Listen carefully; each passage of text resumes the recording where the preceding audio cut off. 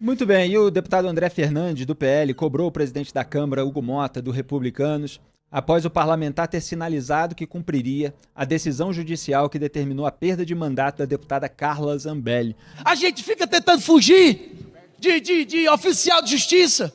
A gente fica o tempo todo com medo. Eu vou usar a tribuna e cadê a minha imunidade parlamentar?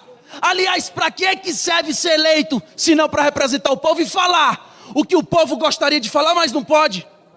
Aí eu venho aqui hoje para dizer, Hugo Mota, deputado Hugo Mota, que é tão deputado quanto cada um de nós, mas que nesse momento ocupa a cadeira de presidente. O seu papel constitucional é defender essa casa, é defender a Constituição, é defender a democracia, é defender os seus. O senhor está nessa cadeira, Hugo Mota. E aqui eu não estou falando, volto a dizer, não é nada pessoal. Nós nem tivemos oportunidade de conversar para falar sobre absolutamente nada. Quando me ligaste pedindo voto, eu aceitei, porque já tinha um entendimento de todo o grupo. Quando o deputado Marcel me procurou, eu disse, olha, eu já dei a palavra, eu não posso fazer isso.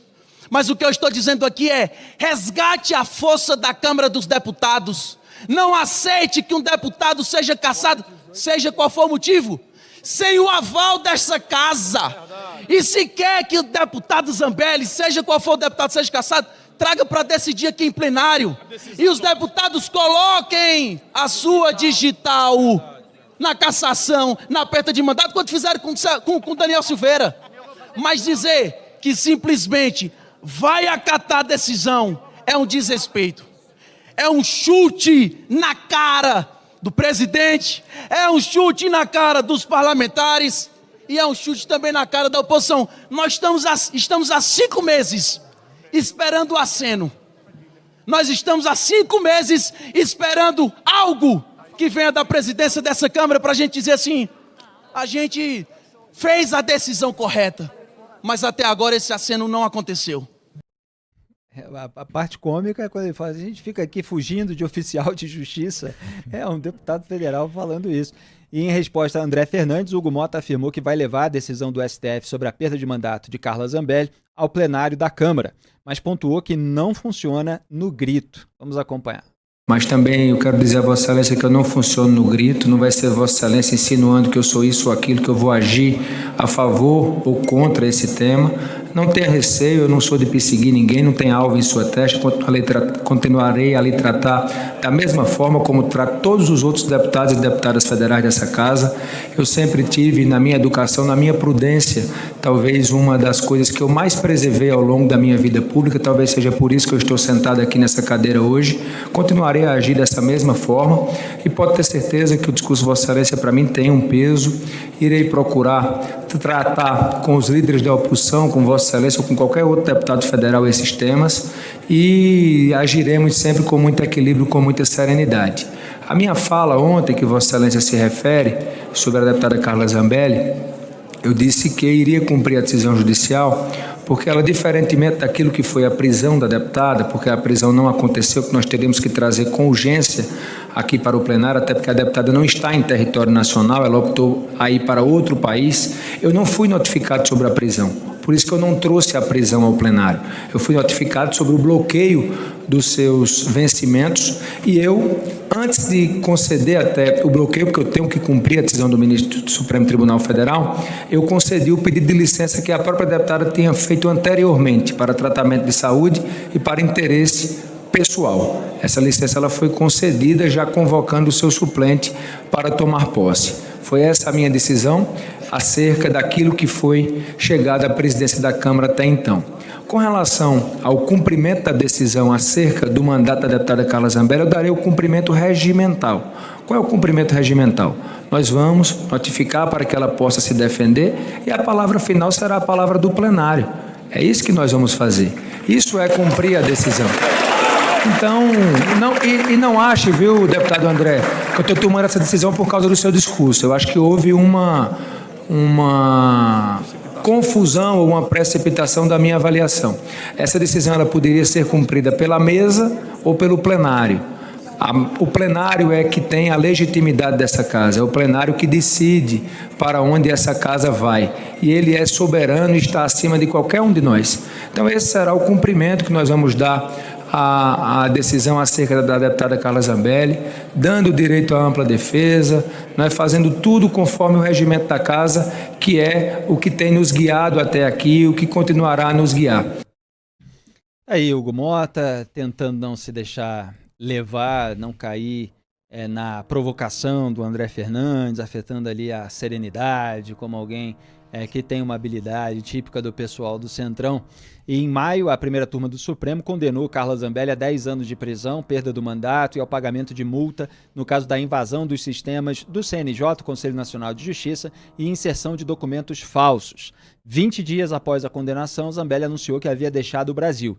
E na última sexta-feira, 6, o ministro Alexandre de Moraes, do STF, determinou a prisão definitiva de Carla Zambelli e do hacker Walter Delgatti, também condenado pela invasão, para o início do cumprimento das penas.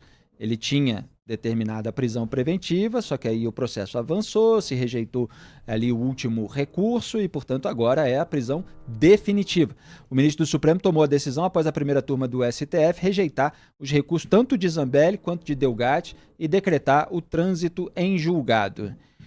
Duda Teixeira, eu lembrei mais cedo e já lembrei várias vezes aqui nesse programa que houve um julgamento no STF anos atrás sobre o Aécio Neves. Aécio Neves estava sendo investigado na primeira turma do STF, da qual fazia parte o atual presidente da Corte, Luiz Roberto Barroso.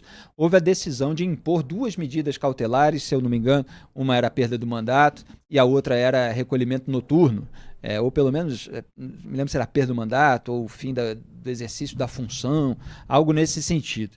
E aí foi para o plenário do STF, a turma são 5 ministros, no plenário são os 11, e para decidir se aquelas 2 medidas cautelares impostas contra o Aécio deveriam receber ou não aval da respectiva Casa Legislativa. O Aécio era senador do PSDB, portanto, se o Senado deveria decidir que, ok, primeira turma do STF, concordamos com essa medida, discordamos dessa, ou concordamos com as duas, ou discordamos das duas.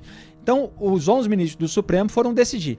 Houve um empate em 5-5, a então presidente da Corte, Carmen Lúcia, teve que desempatar, ficou toda enrolada, toda embananada, mas acabou votando a favor do que queria a defesa do Aécio, do que queria o senador, que era que mandasse para a Casa Legislativa, que aí ele ainda teria uma chance com os seus pares de ser aliviado. E foi o que aconteceu, porque sempre vem o discurso, como já está acontecendo agora, de olha, hoje é o Aécio, amanhã pode ser você. Quer dizer, condenado lá no STF, e aí você vai querer que tenha um julgamento aqui na Casa Legislativa também. Então agora, não é defesa da Carla Zambelli, é defesa dessa prerrogativa dos parlamentares a partir de uma jurisprudência do STF. E o STF, muitas vezes, contorna a própria jurisprudência. Então, nesse caso da Carla Zambelli, eu analisei todas as decisões, já escrevi a respeito, há ali uma indicação de excepcionalidade, que o STF de vez em quando fala, não, mas essa situação é excepcional. Então, nessa situação, os ministros do STF não estão querendo que passe pelo aval da Casa Legislativa. Por isso que eu falei em peitar, porque o Hugo Mota está fazendo aquilo que não está previsto na decisão do Moraes, acatada por outros ministros. Duda Teixeira. É importante que o Congresso tem esse comportamento que pode ser entendido como um comportamento corporativista, mas é o que diz a Constituição, né? O STF pode fazer um pedido de prisão, mas isso tem que ser aprovado pela Casa, ou pela mesa diretora, ou pelo plenário. É a primeira vez que o STF pede uma prisão de parlamentar, no caso do Delcídio Amaral, em 2015. Ele que era petista, depois vem o Aécio, depois Renan Calheiros, e essa era uma época em que o STF pedia essas prisões muito dentro das investigações da Lava Jato. Então, investigações, pessoas eram acusadas de corrupção, e aí o STF tentava passar por cima da casa. Em alguns momentos, no caso do Aécio e do Renan, o Congresso reagiu, né? E depois tem um momento, já após Bolsonaro, que você tem o STF pedindo essas prisões de bolsonaristas. Então, o caso do Daniel Silveira. E aí é isso, tem que cumprir. O Mota tinha 2 opções ali. Ou ele mandava para a mesa diretora, que tem 11 pessoas, Duda, ou para o plenário. Muito bem, acabou o programa. Não dá tempo do Denis comentar. Enquete na tela. Big Techs devem ser responsabilizadas por conteúdos de usuários? Não, 84%. Apenas 16% concordam com o que os ministros do STF estão votando.